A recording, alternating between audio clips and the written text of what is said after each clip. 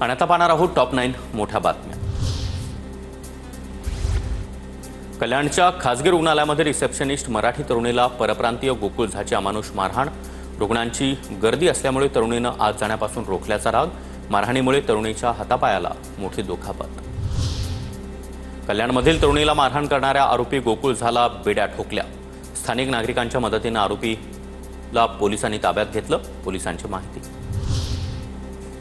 कल्याणमधील पीडित तरुणीची मनसे नेते अविनाश जाधव यांनी भेट घेतली। त्याला आम्ही धडा शिकवणार, जाधव यांचा इशारा।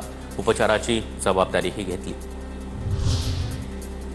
जुलै अखेरला लाडक्या बहिणींच्या खात्यामध्ये पैसे जमा होणार असल्याची माहिती समोर। योजनेच्या दुसऱ्या वर्षातील पहिला लाभ मात्र बहिणींच्या बँक खात्यामध्ये जमा झालेला नाही। पहिलं प्राधान्य मातृभाषेलाच आहे। मराठी ही महान मराठा साम्राज्याची भाषा। महाराष्ट्रातील हिंदी सक्तीवर जेएनयूच्या कुलगुरू शांतश्री पंडित यांनी भूमिका स्पष्ट केली।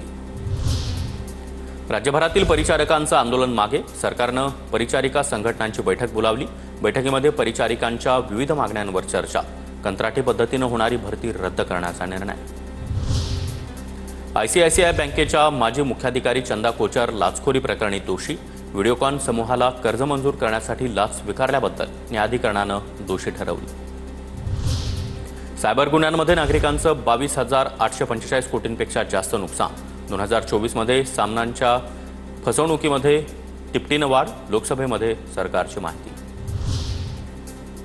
नंदुरबारच्या अक्कलकुवामधील मदरशाच्या व्यवहाराची चौकशी होणार। भाजपा नेते किरीट सोमय्या यांची माहिती। मदरशामध्ये 1000 कोटींपेक्षा अधिकचा व्यवहार झाला असून मनी लॉन्ड्रिंग देखील झालं। किरीट सोमय्या यांचा आरोप।